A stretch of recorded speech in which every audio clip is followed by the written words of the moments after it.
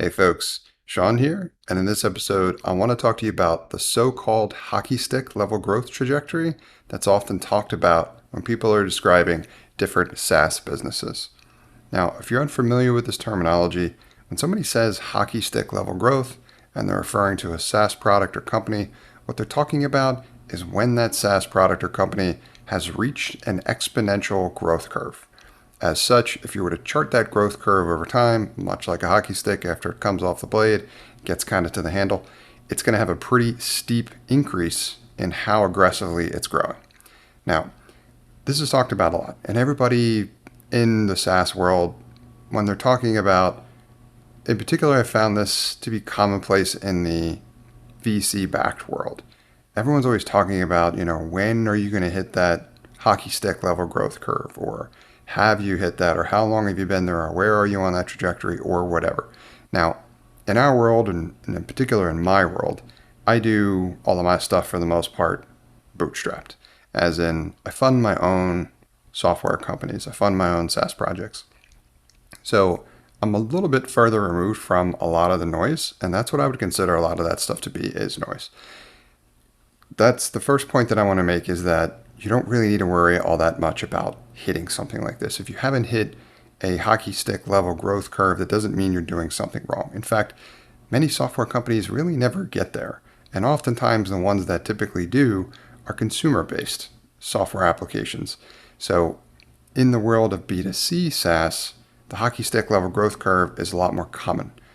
And it's because of what that means. And the way that you reach something like that is virality, strong referral networks, your product just kind of making the way around the world or wherever it is being sold or whoever is using it. As it starts to catch a little bit of momentum as people are using it, then that's when that can compound significantly and lead to these exponential levels of growth. But that's not as common in the B2B world, because you're dealing with businesses, and businesses have a tendency to move quite a bit slower than consumers do. But businesses also stick with their plans a lot longer than a lot of consumers do. So there are some, you might think that this is a disadvantage, but I would actually consider it the opposite. I really don't want to grow too fast, because if you grow really, really fast, that means you can fail really, really fast as well too. So I'd rather my world be a lot less erratic when it comes to business.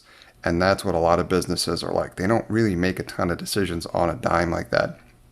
As such, the growth level trajectory in terms of a hockey stick is somewhat less common, especially when you consider like high touch software products as well too that are a bit more complicated. So what I wanted to share with you here is that the growth level hockey stick trajectory is not necessarily your goal, right? And if you never hit it, it doesn't mean that you can't be successful. In fact, quite the opposite.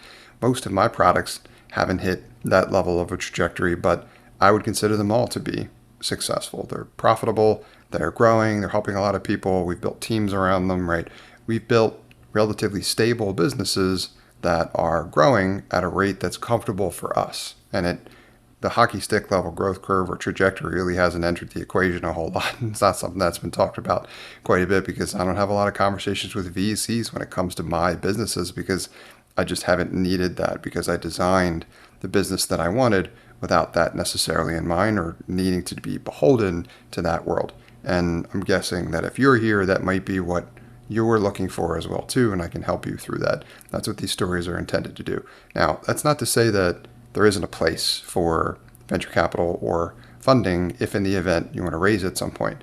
My take on that is just, I want to get you to a point where you can raise in a position where you can actually negotiate somewhat favorably, instead of going to a bunch of investors begging for money with your pockets turned out. So we'll talk more about that, of course, in future episodes. But for now, I just wanted to share a little bit of insight into the so-called hockey stick level growth trajectory and why that isn't the be-all, end-all that everyone thinks it is.